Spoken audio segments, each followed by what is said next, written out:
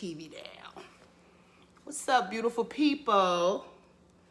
It's 9:30, and I promised I would go live at 9:30. All right. Hey, Pranita, how are you doing? I love the church, but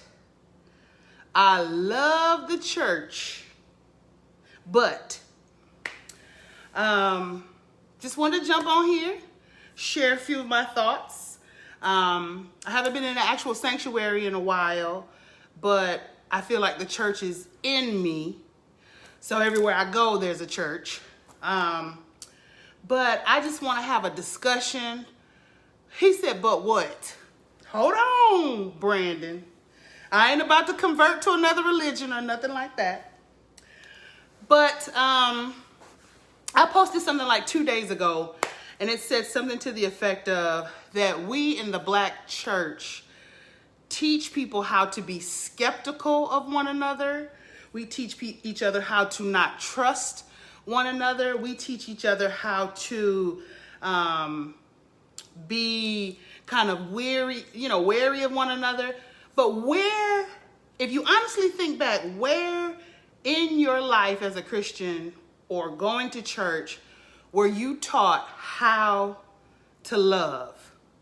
At what point were you taught how to love? I know we go past all the scriptures in Corinthians and we quote them and we say them, but when did someone actually sit you down and tell you what patience was, kindness was, gentleness was, meekness was, trusting was? When did someone really share with you what those things were so you knew how to act them out, or you knew how to carry them out, or you knew what they actually were?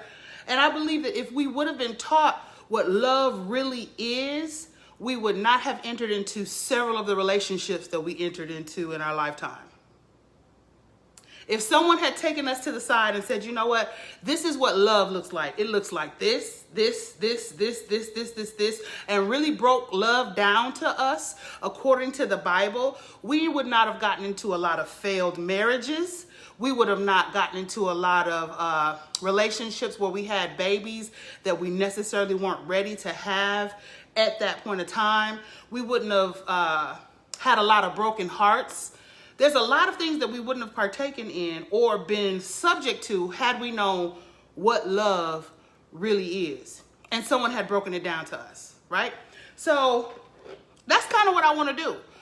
If God is love, but we don't know what love is, do we really know God? That's a good question. God is love, but if we don't know what love is or what love looks like, then how do we know what God looks like? That's a good question. So I just want to share this with you before I start. So 1 Corinthians 13 says, if I speak in the tongues of men and of angels, but I do not have love, I am a noisy gong or a clanging cymbal. And if I prophesy and know all mysteries and knowledge, and if I have all faith so that I can remove mountains, but do not have love, I'm nothing. If I give away everything that I own, and if I give over my body in order to boast, but do not have love, I receive no benefit. Love is patient. Love is kind. It is not envious. Love does not brag. What number was that, 4? It's not puffed up. It's not rude. It's not self-serving. It is not easily angered or resentful. It is not glad about injustice, but it rejoices in the truth. It bears all things. It believes all things. Excuse me. It hopes all things. It endures all things. Love never ends. Think about that. So in the body of Christ, I see a lot of people want to be on platforms. They want to be ministers. They want to be preachers. They want to be teachers.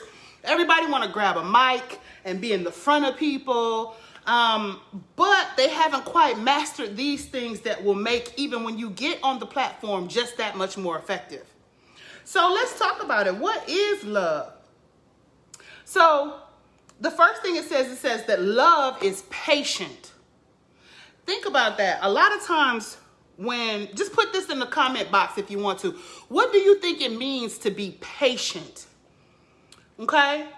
A lot of people say, well, patient just means waiting. Patient doesn't necessarily just mean I'm waiting. Patience is your attitude while you're waiting. Catch that. Patience is your attitude while you're waiting. So if I'm waiting on somebody to do something, whatever it could be, fix a sandwich, come to the car because I'm ready to go, whatever the situation may be, am I exhibiting love by me being attitudinal while I'm waiting on them? See, now in these times, everybody wants things to be quick, fast, in a hurry, microwave it, quantum leap it, but they're not patient. Their attitude is nasty while they're waiting. I'm going to be honest and say I got a problem with patience, right? And that's normally a person who normally has a problem with patience. And that's all of us. Think about it. When you're in traffic, you don't want to wait behind nobody. When you're at the store, you don't want to wait behind nobody. Everything needs to be fast. And that's just the kind of like selfish part of being a human and being prideful almost, because we feel like whatever we have going on is the quickest thing and it needs to be the priority right now. However we're feeling, whatever we're thinking, it needs to be happening right now according to our timeline. And a lot of times that impatience comes off as you're not really being in a loving manner. You're not acting in a loving manner, right? Think about it. Do you like to be rushed? Just think about being rushed and how being rushed makes you feel, right? If someone's like, hurry up, right? That doesn't make you feel love. So patience isn't just waiting on you. Patience is your attitude while you're waiting. So say, for instance, you're waiting on your spouse, your wife, your husband, even your child to get something right. What's your attitude towards them while you're waiting? Do you have a nasty attitude while you're waiting? Or do you have a good attitude? Do you have a decent attitude? So love is patient, right? Patience is not just waiting. Patience is having a good attitude while you're waiting. Having a long temper. Like before you just set it off completely, you wait, right? That's patience. And so people don't teach you what patience is. Patience is, slow to anger. And you also endure personal wrongs without retaliating. We live in a culture right now where everybody feels like, oh, if you do me wrong, I got to get you back. I got to get you back ASAP. There's no time to wait. I got to do something to get you back. That's not patience. And that's not love, right? But we want love, but we don't exhibit any of the characteristics of love. So how can you want something that you're not demonstrating? That's hypocrisy in its highest form. I want somebody to love me and I want somebody to be patient with me, but I don't want to be patient with someone else. That's hypocrisy. So, and I'm not only just talking about, and I know this is a worldwide thing, but the Bible isn't mandated to live. I mean, the world is not mandated to live by what the Bible says. Christians are. Believers are. The body is mandated to live by what the Bible says. So we keep trying to impose stuff on the world that we ourselves are not living up to, right? So how can we impose on the world, you should be doing this, you should follow Jesus, and you should do X, Y, and Z, but we're not doing X, Y, and Z? That's hypocritical. A hypocrite is translated into an actor. That's what an actor does. So at this point in time, we need to stop acting. We need to take off our masks. We need to take off the makeup. We need to take off the costumes. And we need to actually walk this thing out according to the word. Okay? So love is also kind. So kindness is patience in action. So the word kind means useful, or a person who seeks to be helpful to others, right? He seeks out opportunities to meet the needs of other people without repayment. When was the last time that you actually did something and you didn't even seek repayment for it? You were just like, I'm doing this out of the kindness of my heart. There was no strings attached. There was no, oh, I'm doing this now so I can get something from them later. It was, I'm doing this because I care about you. I wish the best for you. And whether you pay me back or whether you do something for me in return, it doesn't matter. So that's what love is. Love is actual kindness. A lot of times nowadays, people are just trying to get over, or people are trying to get something out of someone, whether it be tangible or whether it not be tangible. Just the feeling of, I feel like I can come back and ask you for something later. I don't like that. I don't like when people give me stuff with strings attached. I don't like that. I would prefer you to keep it as opposed to giving it to me if there's strings attached. So 2, love is kind.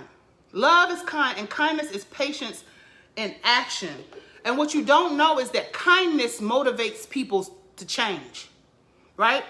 Sometimes it bothers me that people in the world who don't even attend church, who are not even proclaiming to be believers, are nicer than a lot of the Christians that I know.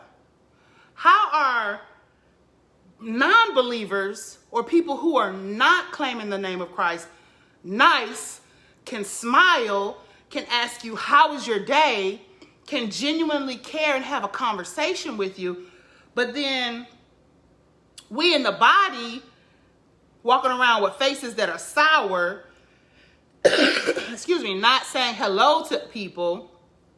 And no, I don't have a sickness or anything. I'm just, my allergies. But we can't be nice to people. We can't be kind to people. We can't just say, hey, how you doing, for no apparent reason.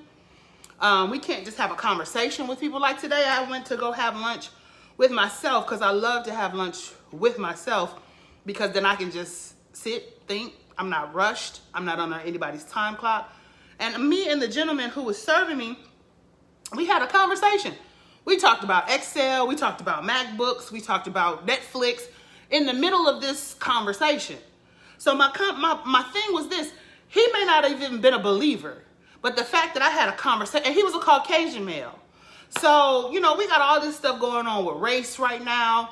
So it's like, white people, or some white people don't know what to do when they're around black people, and some black people are mad, and some black people are just like, you know what, it doesn't affect me. Like, everyone has their own perspective at this point in time. But as the body of believers, Christians, we gotta rise up to the point to where we're either gonna do it the world's way or we're gonna do it God's way. And I can be honest with you, doing it God's way is gonna be much more effective than doing it the world's way or our way. Okay? It's going to be much more effective. The third one, love is not jealous. Baby, this one right here was a lot. Jealousy is, according to James 4:2, jealousy is the reason behind a lot of quarrels and fights. Jealousy is an eager desire coming out of greed and selfishness, that when you see something someone else has, you want it. You want what they have. You not only want what you have, you want what you have. You want what they have. And it's greed and selfishness. And because you can't get it, you get upset and attitudes arise, fights come about, contentions come about. And this is in the body. I'm not talking about the world, y'all. I'm not talking about non-believers. I'm talking about in the body. And while I know even in the body we're trying to heal as people, as newly converted from sin life to a saved life, I get that. But we need to be teaching, someone needs to be teaching what these characteristics should look like. What does not being jealous look like? As a woman and being a makeup artist for 14 years and dealing a lot with women, a lot of women suffer from jealousy. A lot of women see what other women have going on and they feel like that should be mine. An eager desire, a greed, a selfishness, that should be mine. Or some men feel the same way. When some men see other men with nice cars or nice looking women, those men feel like that car should be mine. That woman should be mine. And that's jealousy. You want what another individual has out of greed and out of selfishness. That's not love.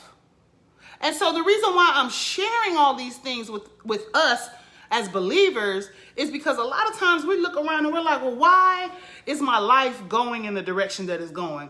Why am I not as whatever, successful, anointed, happy, joyful? What am I missing? Is a lot of times the question that we ask in our minds, and it could be because of what's going on in our hearts. And a lot of times our hearts are not in the right position. And we feel like it's in the right position, but we've not been taught otherwise. You should not eagerly desire that which is somebody else's. Does that make sense?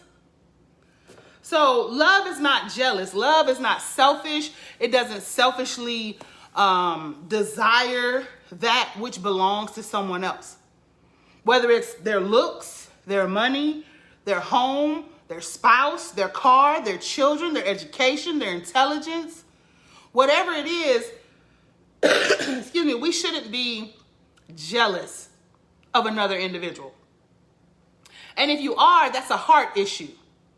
And you really need to ask God, God, help my heart. Because a lot of times we hold up our blessings because of our heart position. And God said, I can't give it to you because you're asking amiss and you will spend it on your selfish pleasures. Think about that. Like he's given us the pieces of the puzzle so we can have this whole puzzle. But it's like there's a piece missing over here and a piece missing over here and a piece missing over here. But if we would get those pieces, then the whole picture would come together and we'd be able to see clearer. Love is not jealous. Love does not brag and is not arrogant. Baby, when I look at social media and I see how often people are being arrogant or bragging about whatever they have, whatever they're doing, I feel like you should celebrate your accomplishments. You should share with people, hey, God bless me with this. But there's a different spirit behind, hey, I've been blessed with something, or hey, I've earned something, versus arrogance, right? Arrogance is something that people wear. Like you could just see it. Like it's a spirit. Arrogance is a spirit. Let's just be honest with it. Arrogance is a spirit. So being arrogant and bragging, oh yeah, I got this girl, and I got that, and I got this, and I got this, and I got that, and I got this, and I did this, and I'm this, and da-da-da-da-da, and da-da-da-da-da. Bragging is when you're trying to make other people jealous of what you have. Jealousy puts other people down. Does that make sense? So, case in point, I just got a new car. And I'm not bragging. But, you know, some people would consider it to be a very nice car. So, you know, if someone else comes up to me and they have a car that is not necessarily as nice as what someone would consider my car to be, why would I say, ooh, that's the kind of car you got? Huh. Well, I have a X, Y, and Z. Why would I do that? Why would I do that? Just to make that person feel bad or just to make myself feel better? Like, that's not what you're supposed to be doing. If you should be able to celebrate somebody else's successes. Take him. You should be able to celebrate somebody else's successes. If you may have $1 million company, but if her company that's only making $1,000 this whole year, I should be able to clap it up for that person. I should be able to say, you know what, good job, stand up, salute, all the above, without making that person feel low or without making that person feel like they ain't doing nothing. So my thing is this: we got to learn how to celebrate people, and not just celebrate people in a fake way. Like, we got to learn how to celebrate people like, like for real, like despite whatever it is that they're doing or hey, Angela, whatever it is that they're going through or whatever they're doing, you should be able to celebrate somebody. You shouldn't have to brag and be arrogant all the time about what you're doing and what you're going through and how wonderful your life is. Find out how wonderful somebody else's life is.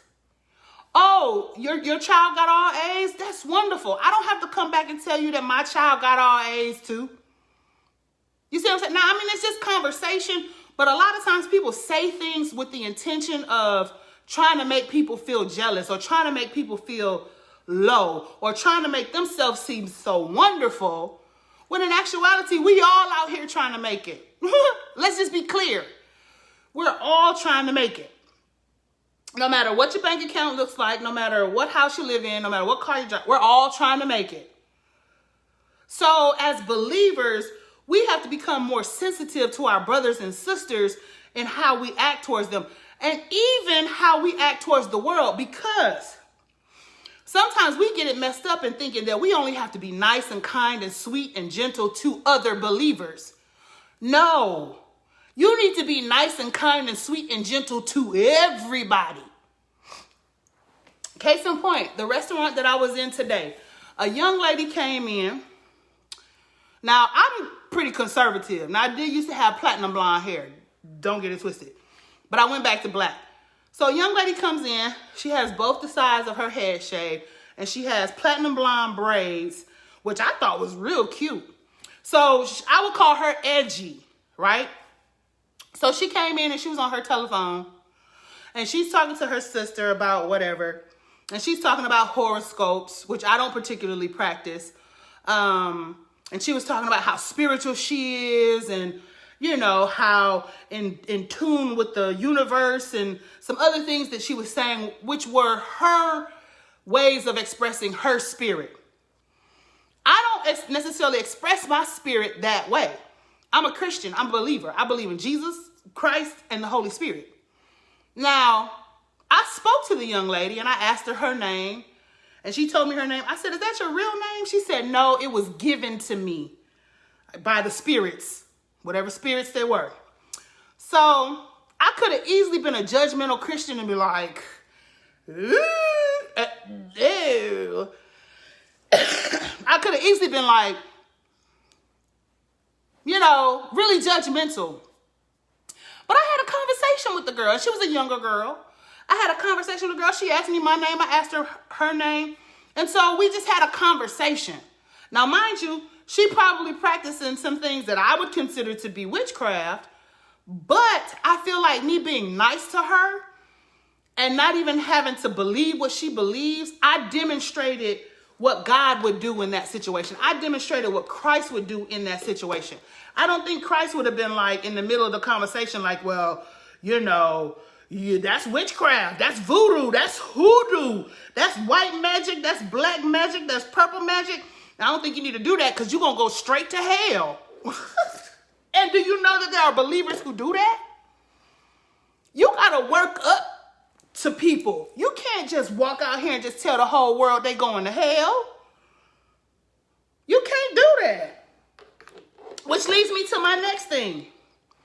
Love is not unbecoming. What does unbecoming mean? Love is not rude. Let's say that word. Everybody say it with me. Rude. Rude. Believers, we can be some of the rudest people. The rudest people I have ever come across in my whole entire life. I don't understand how you can be so rude, but also name the name of Christ. Like, at some point in time, we got to examine ourselves. And I've been on a journey of self-examination, and I believe all of us need to examine ourselves. Love does not needlessly offend. Love has good manners. It is courteous. It is polite. It is sensitive to the feelings of others and always uses tact. You know how we always talk about I'm keeping it, and we roll our neck. I'm keeping it real. Yeah, you keeping it real nasty, real rude. Sheila, she's on here right now, right? She's in FFC Entrepreneur Unleashed with me. Shameless plug. Y'all should join. Anyway, she was like, we need to come up with some rules for the group. I said, you're right. So I wrote up some rules and I sent them to her. I said, Sheila, am I being too brash? Is it too harsh? Am I too straightforward? Because I've had people tell me before I'm a very straightforward individual. That's the lawyer in me. Not me being rude. It's just like, okay, what's the facts? Okay, that's the fact. All right, so we're going to lay the facts out and we're going to get to the end of it. I had to ask Sheila. I said, Sheila, is that too harsh? She was like, yeah, that's too harsh. Give me a minute and I'll go back in and tweak them. So that's why I like working with people who, if I'm weak in that area, then they're strong in that area. Sheila, she's really nice. She's can do that. She's a nice individual. I'm a nice individual too. But again, I told you I'm very straightforward. So she made it sound more tactful, which is what we as believers should be. We shouldn't be out here just talking to people any kind of way. We shouldn't just be out here cussing people out. We shouldn't be out here saying whatever comes to our mind and just letting it fall out of our mouth. We need Pepto-Bismol for our mouths because our mouths diarrhea.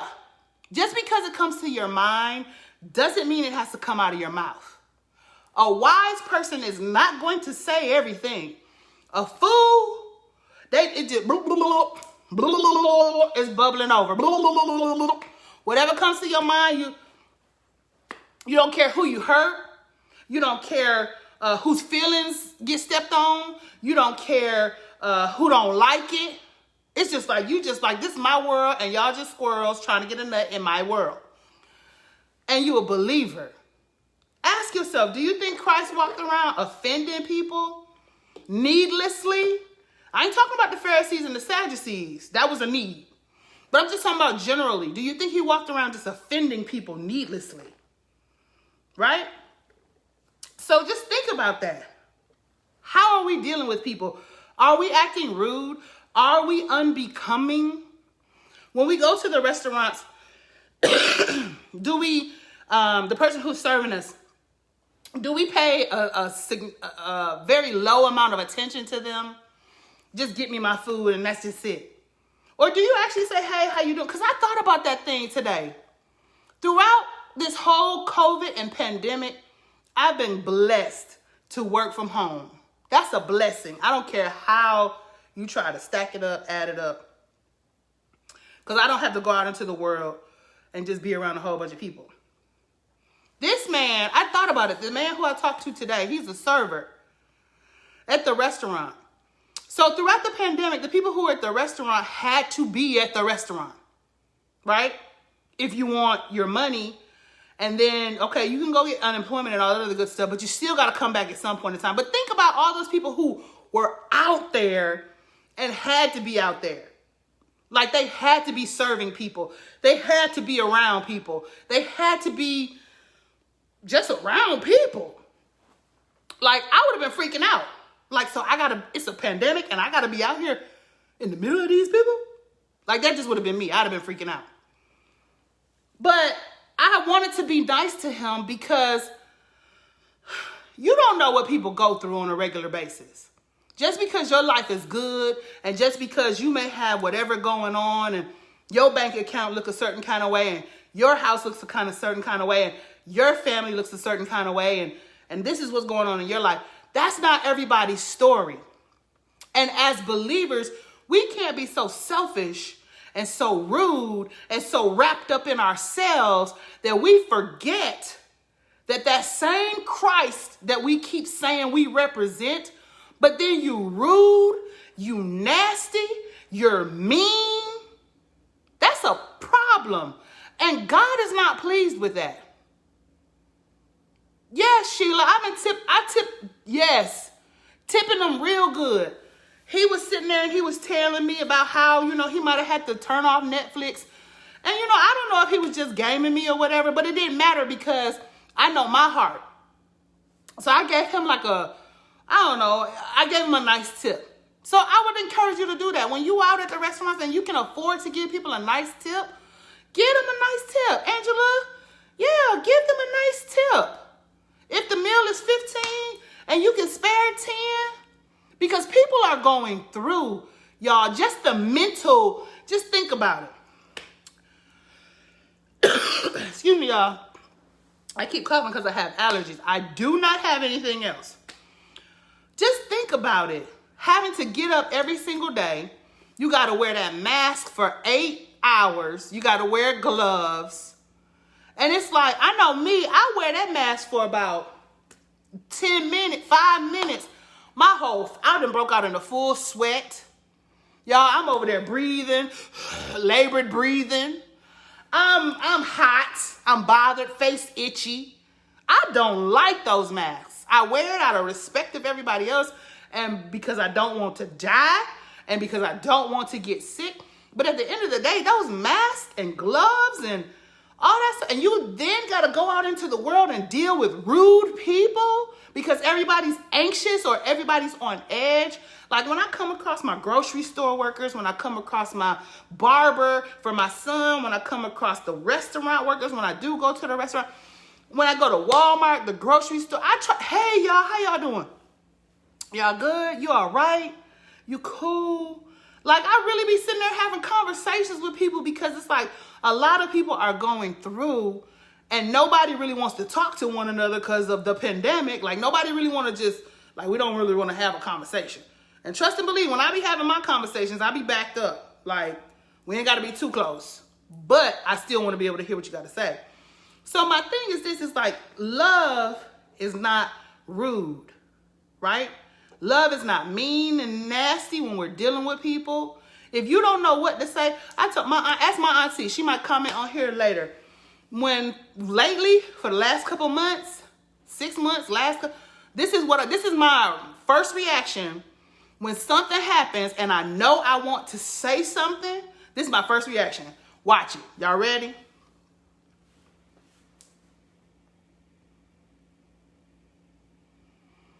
That's my first reaction. That's how I do. My auntie be like, what is you doing? That's the Holy Spirit doing this to me.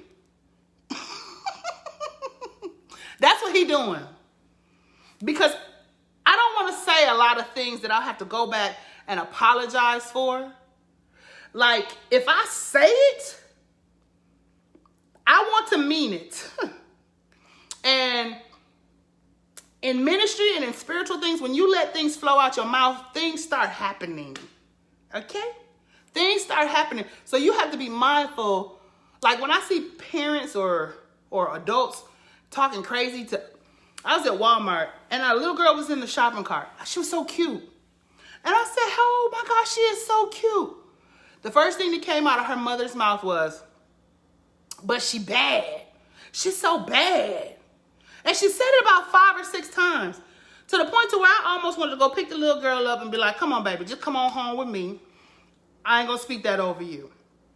But instead, I just prayed. I said, God, protect that baby's spirit so that what her parent is speaking over her won't even be able to penetrate. That she will be good. She'll be a productive member of society. She won't be bad. I just yanked it out the air. You didn't know you could do that? You can yank things out the air that people speak over you or speak over other people. You don't have to receive everything that's being said to you. Oh, you didn't know that? Yeah. I bring things out of the... You said, what about me? Oh, no. I speak the opposite. Oh, no, I arrest that out of the air. That's not true. That's not going to happen. Nope, it's not. You have that same power.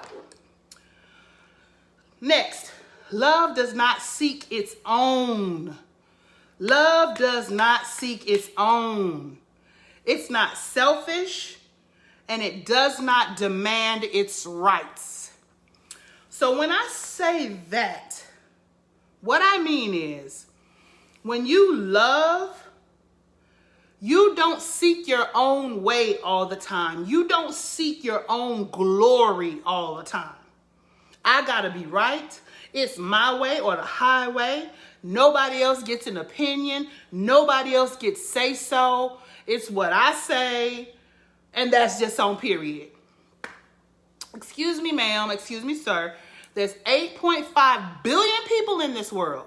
You gotta allow other people to have their opinions. You have to allow other people to have their personalities. You gotta allow other people to just be people. Allow me to be Tynisha, please. Because I'm going to allow you to be who you are.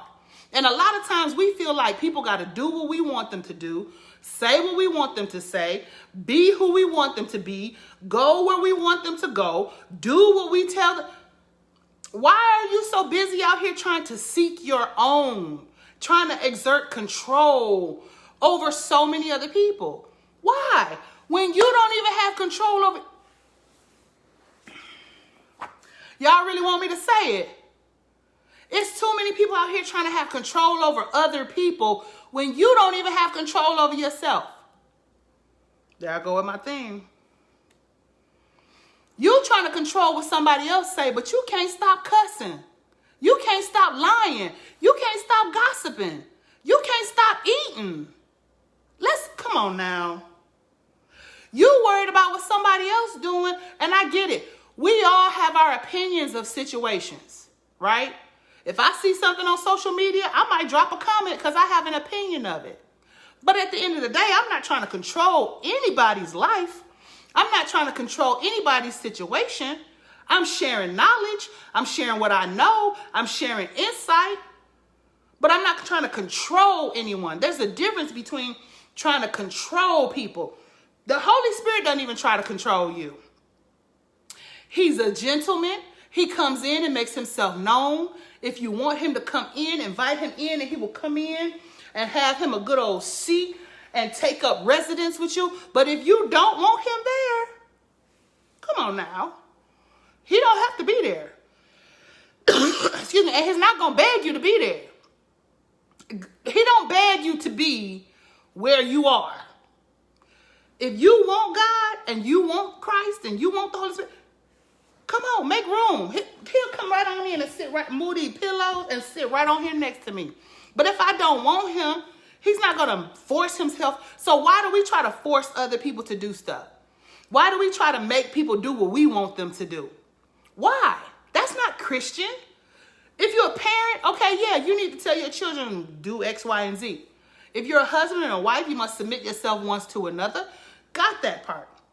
But even in the midst of all those relationships, controlling. We try to control other people. We try to get our own way. We try to get over on people. Asking. Let me just talk about business for a minute. Why do you feel the need to ask for it, especially if it's in the house, the believers? Why do you feel the need to ask for a discount for everything? My friend Sheila, who's just on here, she just made me some t-shirts. I said, I need 5 t-shirts with certain colors.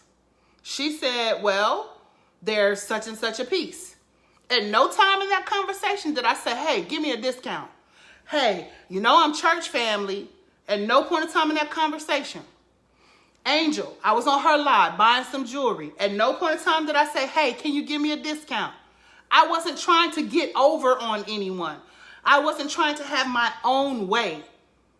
I was trying to do what was right. Hey, this is your business. I want to support it. And I want to support it fully. I don't want to support it at 50%, 40%, 30%. I absolutely do not like, and this is just me as a businesswoman, I do not like when people come to me already with the intention to ask me for a discount. Now, if my service is not, you can't afford my service, then you need to maybe find another service. I know my service may be of a certain caliber, but if you cannot afford it, then you might need to find another service, and that's okay. We will all be okay at the end of the day.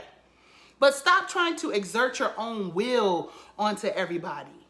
Stop trying to control everybody else, but you can't control even yourself. But you want to control everybody else. Love does not seek its own. Right? All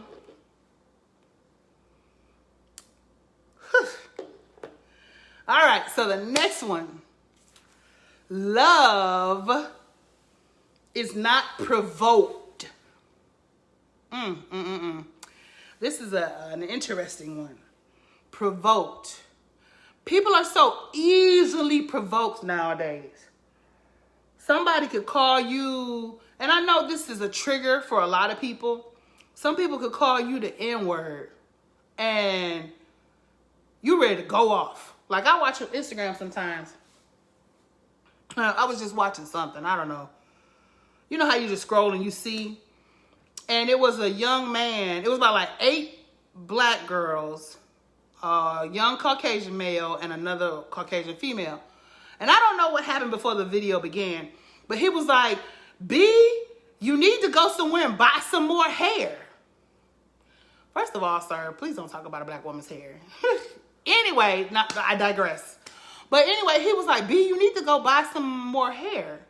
So the girl started walking up on him, and his girlfriend just hit the girl in the face. And so then that caused all 8 of them females to jump on him. But my whole thing is this, is that whole conversation probably was going on because somebody was easily provoked. Why do you let people push your buttons like that? I remember the first time that somebody called me an N-word, and it was in high school. I remember it vividly. It was in high school, and I was pulling out a driveway, and I guess I wasn't moving fast enough, and a Caucasian male called me out my name. But I made a video on YouTube, and I said, I don't give people that much power to where I'm going to risk going to jail because you wanted to call me out my name. And I'm so well aware of how powerful and how potent that word is to certain people. Do I want to be called that? I don't. But see, my vocabulary is so extensive that if I were the retaliatory kind, that's all you got is the N-word? Okay, let me run down to you everything I'm about to say about you, your family member. You see what I'm saying? Like, my stuff will really sting. Like the N-word doesn't sting to me. So my thing is this, is don't be provoked so easily. Don't let people provoke you. Don't be, not necessarily saying touchy. Let me close this up. Not saying touchy, but don't have a hair trigger. Like a lot of times people have a hair trigger. If you just say something that sounds like it was wrong, they ready to just go off. I mean, they ready to just, nuck if you buck. Like, calm down. Calm down. You got kids. You got a house. You got a job. You got stuff to lose. Don't let these people out here provoke you and set you up for failure. Like, for real. For real, for real. Like, we see stuff online or even in real life, and then it provokes us to anger or it provokes us to hatred. Let's talk about that, believers. We in the church, and a lot of us out here really dibbling and dabbling in hatred. Hatred of white people, hatred of black people, hatred of, and I'm talking about believers across the board. How are you hating people that you, one, don't know, but you're a believer at the same time? We might as well be like the early Christians who in America were mixing racism and Christianity together and thinking that that was what it was, when it wasn't. That's not what it is. So we can't take on the same attitude of other people when that bitterness that's inside of them, you can't let that provoke you to become bitter. You can't let that bitterness that's inside of another individual turn you or turn your heart or have you walking around. And I'm going to be honest. I'm going to be completely transparent. Completely transparent. when all this stuff started happening, really, with the George Floyd, like obviously over time, everyone has felt some kind of way when an African-American male is killed or female is killed. The police officers are not brought to justice. Everyone of our race, for the most part, feels some kind of way. Like, you see my face? That's how we be feeling. Like, so, but my thing is this, at some point in time, even as a minister, even as a Christian, even as a believer, even as somebody who has been saved for 20 years, at that time when tensions were high, I felt myself kind of looking at certain people like, I wouldn't say anything, but I felt, and my face probably didn't say anything, but I felt in my spirit, if you get what I'm saying. So this individual ain't really did nothing to me, but I'm walking in the store and I'm looking at him, but I'm not looking at him like, ugh, but in my spirit, I'm looking at him like, And I had to check myself, because above and beyond me being black and above and beyond me being a female, I'm a believer. So I have to make a decision. Am I going to represent Christ in this moment, or am I going to represent me in this moment? And this is a hard thing to do, because I was black and female before I became a believer. So I got more time being that. Don't be so easily provoked by people. Don't let people push your buttons. Boop, boop, boop, boop, boop, boop. Don't let your husband push your buttons so easily. Don't let your children push your buttons so easily. Learn how to, I'm trying to tell you, when I tell you this has been my thing, for me to just be like,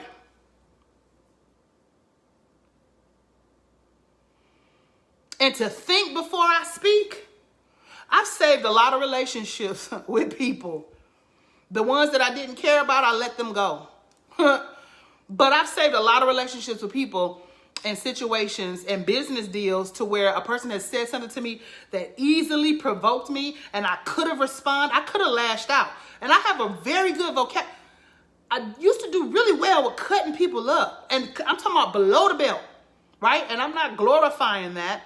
But I'm just saying, before I got saved, that's just what I did. Like, I don't really have to fight you. Like, I could just say what I need to say. But I'm a kind of big girl, and if you wanted to fight, we could do that too. But I'm saved now, so I don't fight. So my thing is this: stop being so easily provoked by people. Stop letting people provoke you to fight and to respond and to cuss them out and to just stop. Just stop. Those people gonna get what they deserve when it's time for them to deserve it. But everybody doesn't even deserve your energy. Everybody doesn't even deserve your words. Everybody doesn't even deserve your breath. I'm wasting breath by responding to what you're saying, responding to what you're doing. So what? You call me out my name? I know I'm not that. And that's another thing. When you know your identity as a believer, then what people say about you doesn't even matter. Like, really? That's what you think? Oh, I'm sorry you feel that way. But let me tell you who I really am. Oh, yeah, I'm a child of the Most High. Oh, yeah, I belong to a royal priesthood. Oh, yeah, I'm a daughter of a king. Oh, yeah. So that makes me, what, a princess? Oh, okay. But I'll be a queen one day. So what does that mean? Like, you're saying what you're saying, but what does that mean? And I guess that's just me. That could just be my makeup. Like, my emotional and mental makeup is different than other people. I told you, I was a lawyer, so we're built a little different than most people. Like, our skin is like really thick. Like, it has to be if you're dealing with people calling you out your name and all kind of stuff that you go through. In law, you have to have a certain level of, oh, that's unfortunate that you feel that way. Moving on. You have to have the level of that, right? It just comes with the territory. Stop being so easily provoked, believers, right? Love does not take into account the wrong suffered. So in accounting, you have debits and you have credits. So everybody, you know what an account is. You have your credit card account. You have your debit card account. So if in your credit card account, there's $500 there, that $500 is yours. Nobody else can touch it, right? But if I come in and I give you a credit of another $1,500, so now you got $2,000 of money for you to do whatever it is that you want to do, right? I've credited your account, right? We like to debit people's accounts, okay?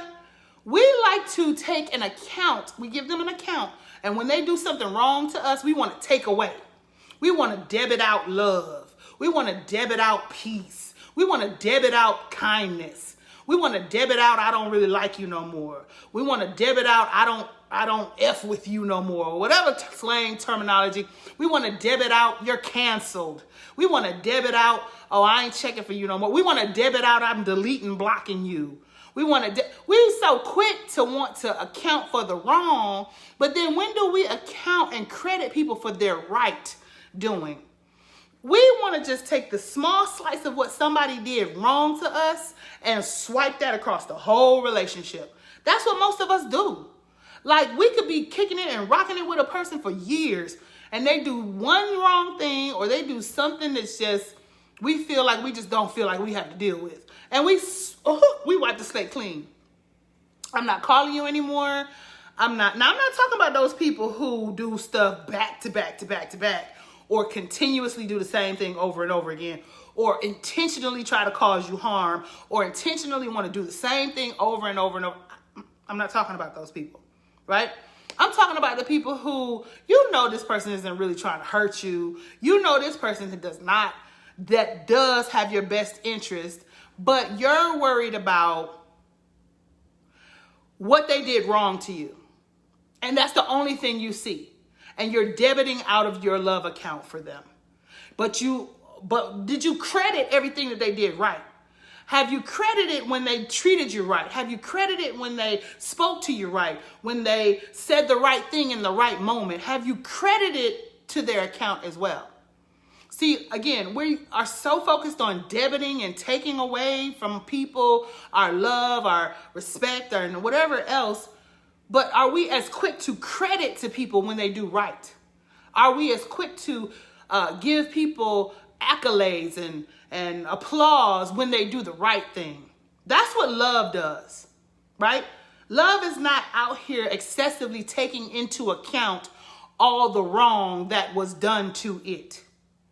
But if you talk to some people from sun up to sundown, they are a victim.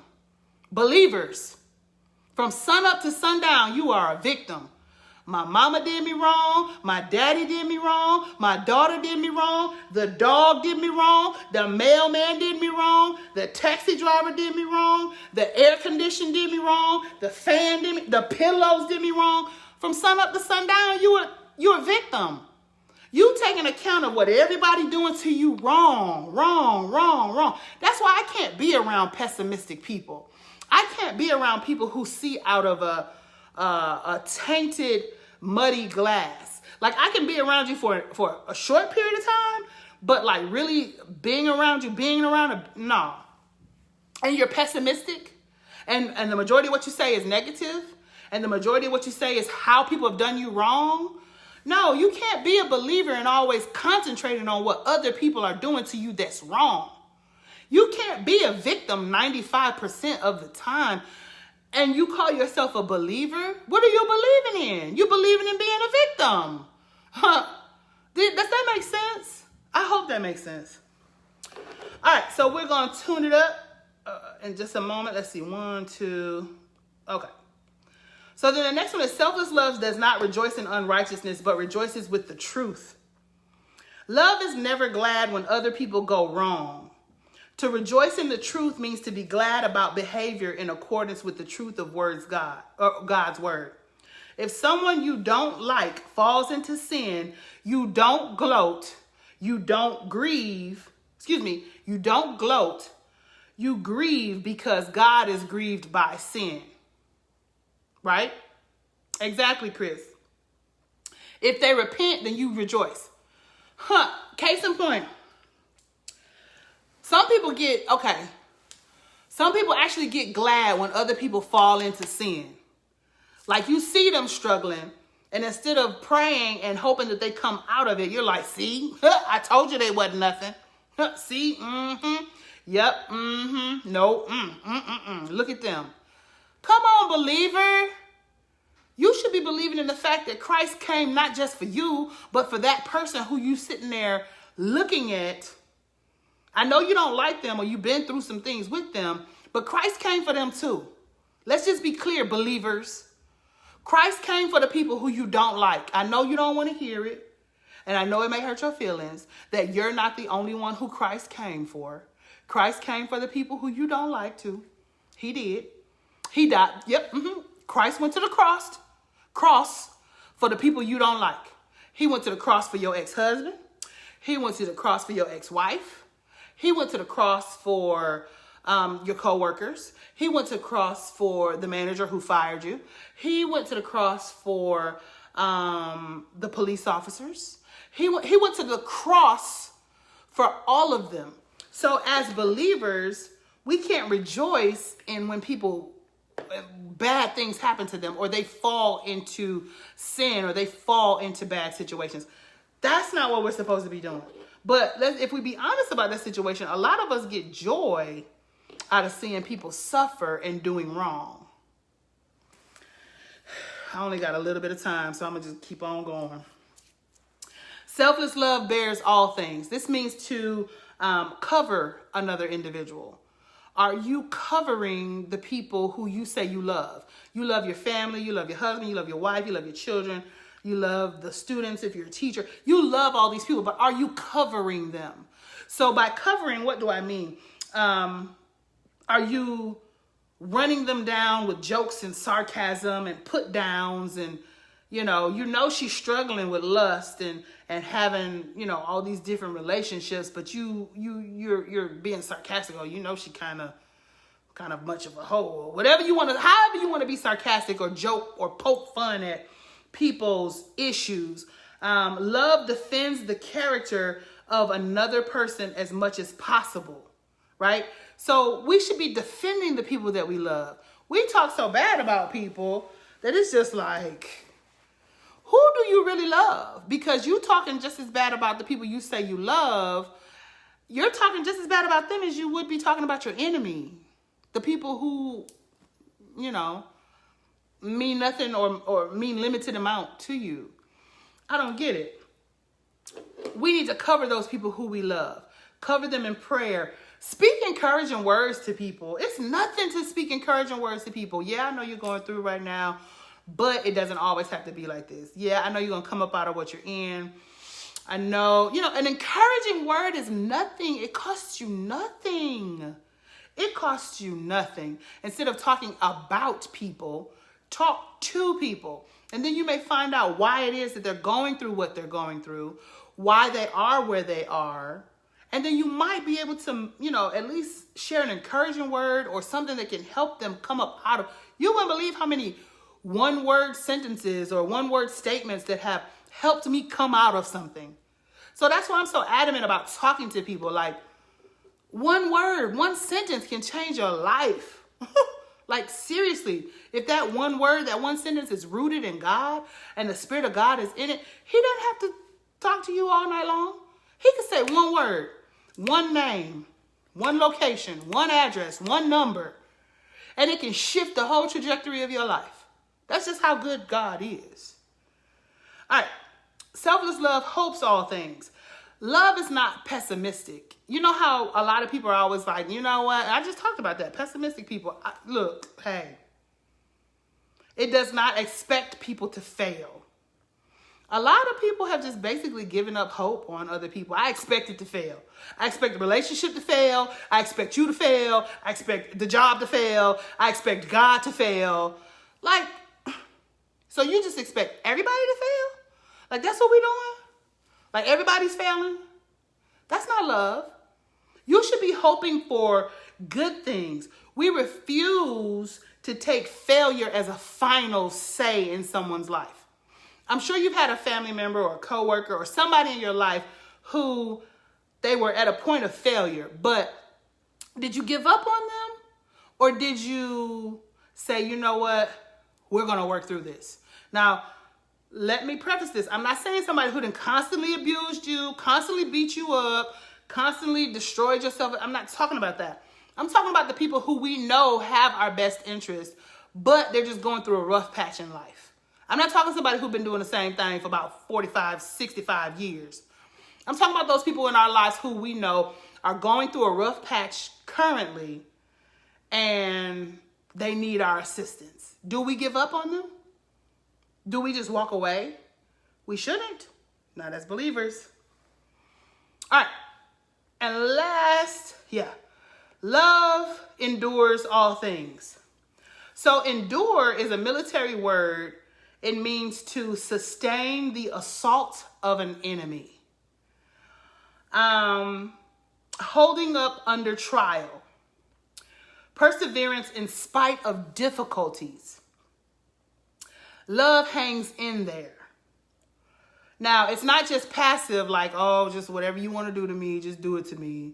No, it's not that. It's positive, and it's a triumphant mindset that whatever we're in right now, or whatever situation we have going right now, this is not the be-all, end-all of it. It's going to get better. We're going to see better days. Joy is coming in the morning. My joy shall be exchanged for mourning. Like, you just have a positive outlook on what's going to take place in this situation. Now, these are the types of attitudes that we need to have as believers with relation to one another in the church, and then also with relation to our own family members, friends, and those people who come around, and strangers. Like, being patient is not necessarily just for your family. Being patient is something you need to be doing when you're out in the streets, when you're at the restaurant, when you're wherever, when you're at the grocery store. You need to be patient, like, period.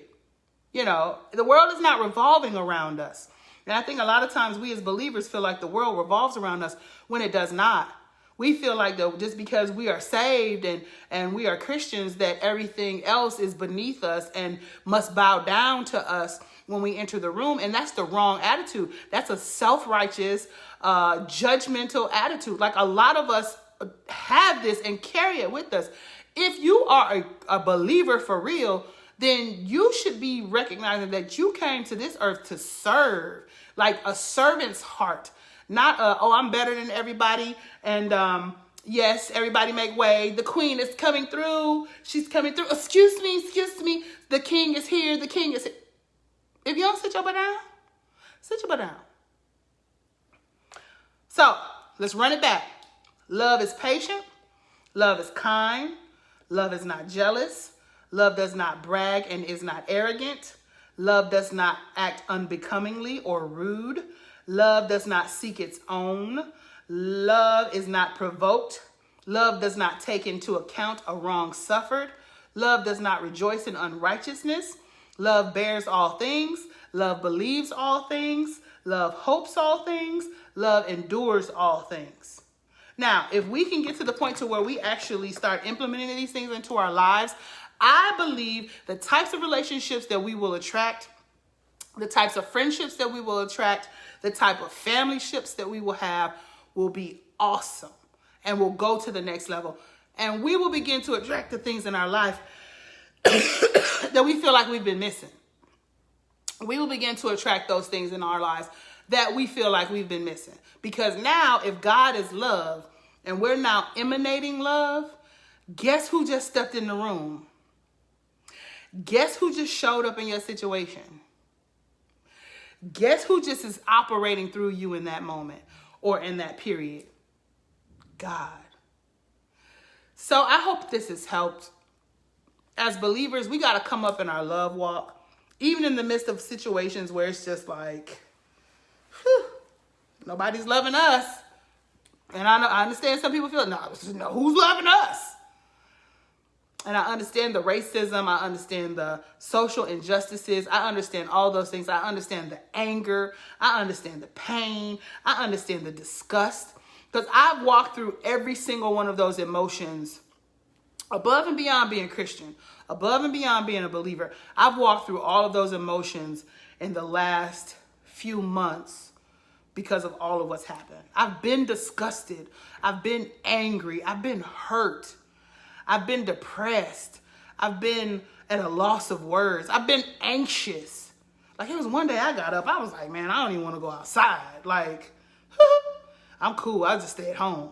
I don't want to go anywhere. I'll just be here in my house. So I say all of this and I share all of this because I love you all. I love whoever has come across this video and seen it. I love people, right? People do sometimes get on my nerves. Let's just be transparent. People get on my nerves. I think people got on Jesus' nerves. Remember, he flipped that table. But at the end of the day, I genuinely have a love for people. One, because I want to see people be better and do better. I don't want people to walk through life defeated, broke, busted, and disgusted, depressed. This is my heart. I don't want to see that. I don't want, especially people who I know who are connected to me, whether it be my friends, family, social media, people who I come across in the streets, or people who I come across in the entrepreneurial setting or coaching setting.